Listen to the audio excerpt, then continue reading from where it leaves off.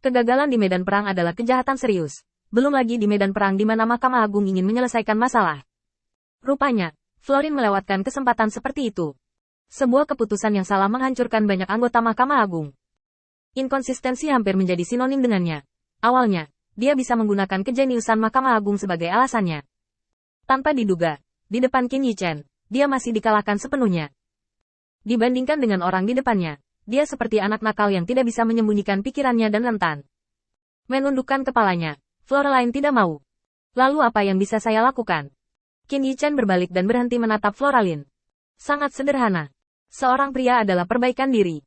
Selama Anda memiliki semangat juang dan kesabaran, Anda dapat menyimpulkan pelajaran dari kegagalan ini. Jika Anda gagal lagi, Anda dapat mempelajari apa yang perlu Anda pelajari.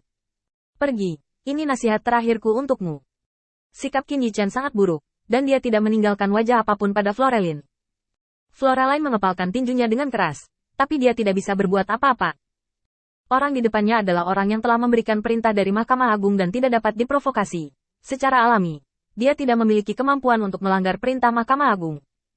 Tapi sikap acuh tak acuh Qin Yichen membuat keengganannya melonjak lagi. Mengapa? Setiap orang dapat dihargai dan diperlakukan dengan sopan di Mahkamah Agung. Tetapi hanya karena dia kehilangan sedikit tenaga kerja, dia harus kembali ke Mahkamah Agung untuk mengaku bersalah dan menghadapi hukuman semacam ini. Floraline tidak ingin mengerti, dan dia juga tidak ingin mengerti. Berdiri tiba-tiba, Floraline tidak lagi memiliki aura pesona, tetapi niat membunuh Lingran. Kalian semua meremehkanku, kalian semua pantas mati. Kau menungguku, dan aku akan mengolok-olok mayatmu. Menjatuhkan kata-kata itu, sebaris air mata mengalir di pipi Floraline, dan isak tangisnya perlahan memudar dengan suara langkah kaki. Setelah Floraline pergi untuk waktu yang lama, serigala kayu di samping datang. Tuan, apakah kamu baik-baik saja? Sejak Qin Yichen mengubah nama serigala makam menjadi serigala kayu terakhir kali, dia telah menambahkan sedikit rasa hormat pada sikap hormat Qin Yichen. Tuannya bukanlah orang-orang biasa di luar. Dia tidak hanya banyak akal, tetapi juga orang lain tidak memiliki wawasan dan kesabaran. Selain itu, dia sangat berpengetahuan, dan setelah hanya memikirkannya, dia memecahkan masalah tidak bisa menulis namanya sendiri. Kata, kayu, sangat bagus, gerakannya sederhana, dan mudah ditulis. Serigala kayu muncul dengan hati-hati, melihat ekspresi serius Qin Yichen, dan merasa sedikit khawatir. Tuan, apakah Anda ingin saya mencari waktu untuk melakukannya? Qin Yichen menahan kepala serigala kayu itu. Kamu beri aku berhenti. Kamu bukan lawannya. Bahkan jika kamu menambahkan saudara perempuanmu, kamu tidak bisa mengalahkannya. Kembalilah dengan jujur. Orang yang kamu memprovokasiku kali ini tidak mudah. Saya perlu berpikir keras tentang bagaimana menyelesaikan krisis ini. Setelah Floraline pergi dengan marah, Qin Yichen tiba-tiba teringat bahwa memang ada orang seperti itu di dunia ini, dan mereka berharap seluruh dunia berputar di sekitar mereka. Jika seseorang tidak melakukan hal-hal seperti yang mereka harapkan, dalam logika mereka, mereka adalah musuh, dan mereka terkutuk. Tidak apa-apa jika itu orang biasa. Qin Yichen tidak akan peduli tentang apapun dengan manusia. Namun sayangnya, pria ini adalah Floraline, salah satu andalan Mahkamah Agung. Dibenci oleh orang-orang seperti itu jelas bukan kabar baik. Menggosok kepalanya yang mulai sakit, Qin Yichen tidak sabar untuk segera mundur bersama orang-orang dari kuil penguasa cahaya. Bagaimana saya bisa berkomunikasi dengannya? Qin Yichen merenungkan tindakan balasan yang tak terhitung jumlahnya di dalam hatinya.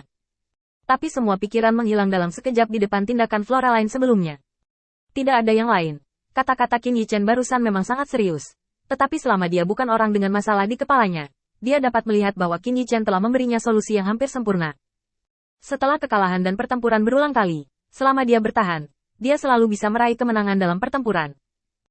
Dan betapapun bodohnya Mahkamah Agung, itu tidak akan benar-benar menyerang andalan seperti itu. Yang mereka butuhkan hanyalah sikap untuk tunduk kepada Mahkamah Agung dan melakukan sesuatu dengan sungguh-sungguh. Adapun mengapa sikapnya sengit, itu bukan karena hubungan Qin Yichen dengan Mahkamah Agung terlalu halus.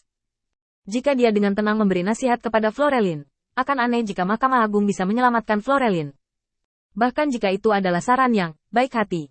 Di mata Floraline, itu juga salahnya sendiri. Logika yang terdistorsi seperti itu, Qin Yichen tidak bisa mengerti, dan tidak mau mengerti. Satu-satunya hal yang dia tahu sekarang adalah bahwa Floraline pasti akan menemukan waktu untuk membalas dendam. Tetapi kapan dan apa artinya, Qin Yichen bahkan tidak bisa memikirkannya. Qin Yichen tidak berani mengambil kesimpulan tentang sisi gelap macam apa yang tersembunyi di hati orang-orang seperti itu.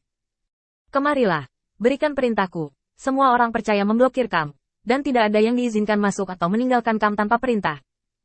Qin Yichen tidak punya pilihan sekarang. Karena kamu tidak bisa menebak cara apa yang akan digunakan lawan untuk menyerang, maka meringkuklah agar dia tidak bisa menemukan tempat untuk memulai. Selain itu, Qin Yichen benar-benar harus tidak menonjolkan diri sebelum penguasa kota Liancheng dan Mahkamah Agung siap bertarung.